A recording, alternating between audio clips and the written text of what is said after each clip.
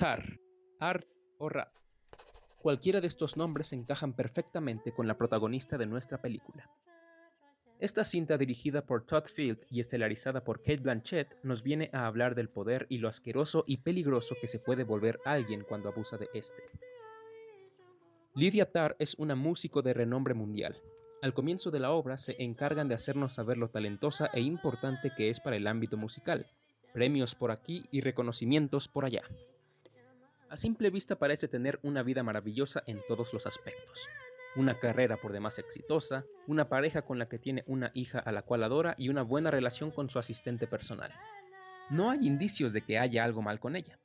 Incluso tiene ideales con los que muchos estuvieron de acuerdo por la forma tan elocuente en la que los presentaba, como por ejemplo aquella vez que habla con Kaplan acerca de que unas becas estudiantiles exclusivas para alumnas también puedan ser otorgadas a alumnos, o cuando le dice al mismo Kaplan que no hay nada de honroso en copiar el trabajo de otro, o cuando le explica a Max, uno de sus alumnos, el cómo juzgar a los músicos por factores externos a los que se muestran en el podio, o cuando están tocando algún instrumento, podría llevar a que después también a él lo juzguen por cosas que no tienen una relación directa con su talento y destreza musical. Este es un tema que quisiera retomar un poco después. La trama de la película se presenta cuando nos enteramos de que Tar tuvo una alumna, Krista. En un principio se nos muestra que Krista y Tar tuvieron una relación más allá de la que se da entre profesora y alumna, pero que Krista terminó por obsesionarse con Tar y que la acosaba por todas partes para llamar su atención. A lo que Tar, supuestamente harta de esta situación, optó por usar sus influencias para quemar la reputación de Krista y que así nadie le diera oportunidad de que trabajara en una orquesta. Argumentaba que su comportamiento era irracional y que ella era emocionalmente inestable, por lo que integrarla a un grupo podría poner en riesgo la reputación de la orquesta. Krista mantenía conversación con Francesca, la asistente de Tar, pues se da a entender que ellas tres fueron amigas por un tiempo. En los emails que Krista enviaba a Francesca, ella mencionaba encontrarse desesperada por su situación con las distintas orquestas y que ya no veía cómo salir de ella. Aunque Francesca se lo comentara a Tar en varias ocasiones, ella decidía hacer caso omiso. Hasta que, un día, Francesca llega con la noticia de que su amiga Krista terminó por suicidarse. Acto seguido, Lydia borra de su bandeja de salida del correo todos aquellos que tuvieran relación con Krista y le pide a Francesca que haga lo mismo para que no puedan relacionar a ninguna de las dos con la intriga de su suicidio. A la par de esto, Lydia tiene que encargarse de una orquesta que grabará en vivo un disco con la Quinta Sinfonía de Mahler. Tiene que arreglar su relación con su pareja, pues a veces se ausenta demasiado por trabajo que llega a descuidarla, y tiene que ayudar a su hija pequeña, pues en la escuela le hacen bullying y ella decide arreglar las cosas por su cuenta con la pequeña Joanna. En la orquesta entra una nueva integrante. Ella es una joven chelista que inmediatamente simpatiza con Tar, pues además de ser maravillosa con su instrumento, también le parece bastante atractiva. Es con el ingreso de Olga que todo en la película comienza a cambiar y cada vez empiezan a vislumbrar más los oscuros comportamientos de Tar. Le da partes estelares de la presentación a la joven chelista, a pesar de que en la orquesta hay personas con mucha más experiencia para llevar a cabo esas piezas. Mueve sus influencias para que la admitan en la orquesta e incluso le pide que vaya a su departamento para que practiquen su parte. La lleva de regreso a su apartamento y la trata mejor que a su propia pareja, quien es la violinista principal de la orquesta.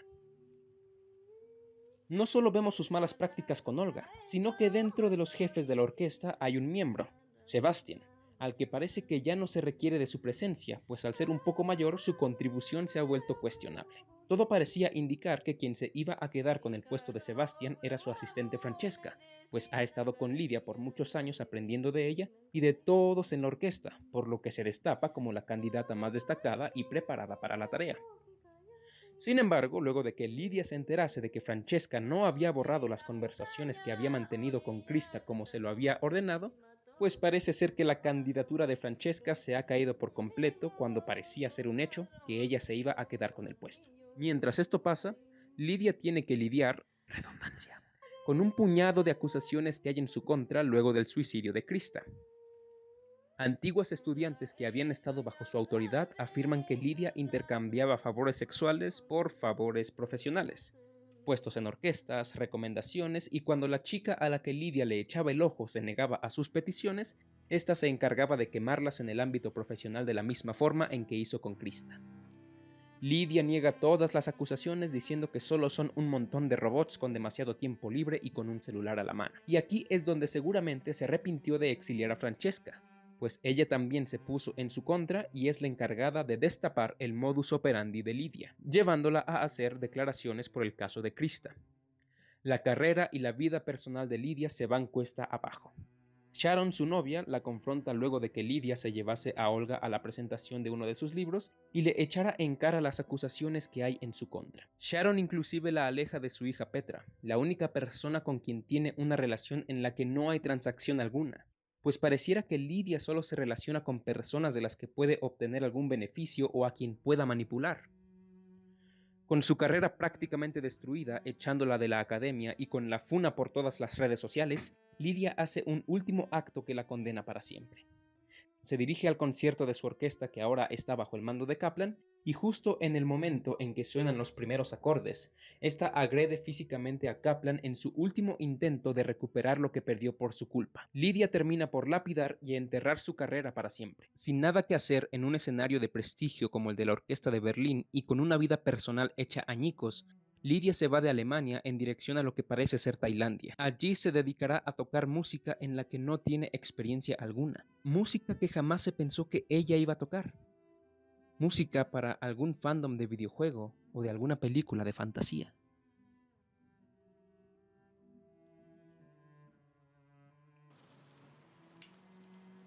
Luego de que hayan despreciado a la maravillosa Afterson de la categoría de mejor película en la siguiente entrega de premios de la Academia, creo que Tar tiene el potencial para dar la sorpresa de llevarse la estatuilla dorada. Y digo sorpresa en el entendido de que Everything Everywhere All at Once parte como favorita al tener 11 nominaciones en todas las categorías. Cate Blanchett en el papel de Tar es, en mi opinión, la mejor actuación de toda la terna, femenina o masculina, y miren que en la masculina está el maravilloso Paul Mescal. Es una actuación que presenta varios matices a lo largo de las 2 horas con 30 minutos que dura la cinta. Tenemos a la Tar que expresa su autoridad de manera sutil en los primeros minutos. Todo lo tiene bajo control, su semblante es imperturbable, le da palmaditas en el hombro a todos. La elocuencia con la que habla de su profesión o con la que da sus clases. Es el maestro y no hay nadie quien le haga frente. Puede encargarse de los problemas de su pequeña hija y de los problemas del que fuera su tutor profesional. Lydia pasa poco a poco a perder el control que tenía y se va encerrando en un laberinto del que eventualmente no podrá salir jamás. Y su actuación cambia y ahora pasa a ser alguien que levanta la voz, alguien que tropieza y que pierde las cosas sobre las que ella mantenía el control absoluto, como por ejemplo sus partituras. Su manejo de la batuta es maravilloso, aunque no tengo ni idea de cómo se maneja, pero para mi ojo se ve como una maestra en su oficio. Incluso parece que recita poesía cuando habla, principalmente durante el discurso inicial.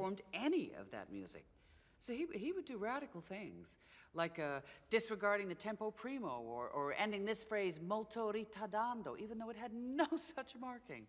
Was he over-egging it? Oh, no, not at all. Y para el acto final, Tar ha pasado a ser alguien sin control, impredecible, incluso ridícula, como cuando hace la canción para la familia que quiere vender el apartamento de su vecina muerta.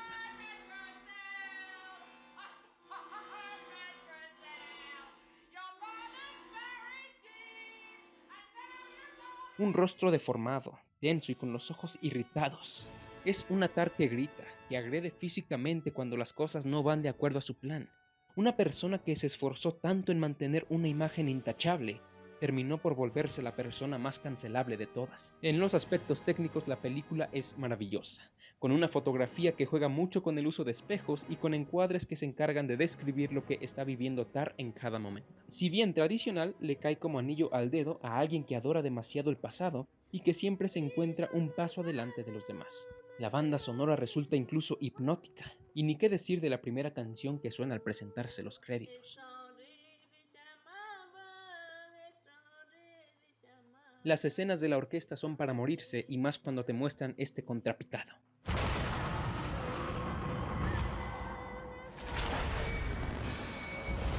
Hasta tú estás aplastado bajo la personalidad de Lydia Tar.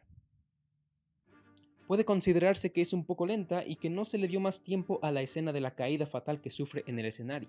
Pero fuera de eso, Tar es una cinta que vale muchísimo la pena y que apostaría que dará alguna que otra sorpresa en esta entrega del Oscar.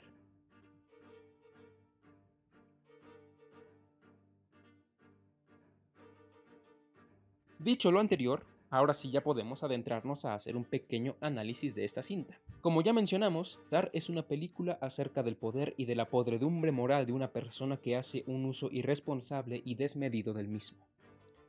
La película, si bien se llama Tar, pudo haberse llamado Weinstein o Schneider, pues los deja bien representados a estos dos individuos también. El hecho de que se haya optado por hacer una cinta con un personaje ficticio y no con una personalidad real buscando hacer una biopic, considero que se debe al hecho de que este tipo de personas se pueden encontrar en todos lados.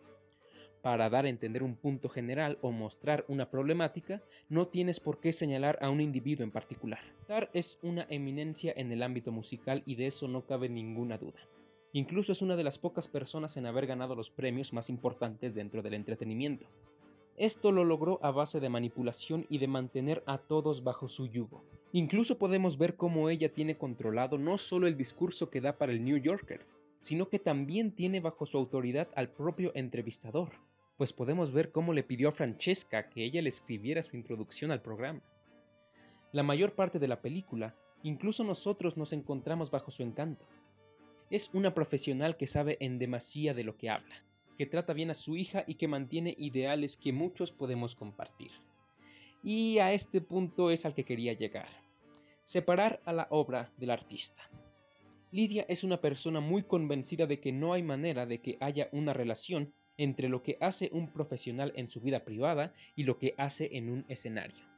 En la escena en la que discute con su alumno Max, en lo personal yo estuve de acuerdo con todo lo expuesto por ella, y llegué a pegar un pequeño ya saben, ese ruido instintivo que sale de nosotros cuando pensamos que alguien ha sido humillado por presentar un argumento bastante débil. Separar la obra del artista y la muerte del artista.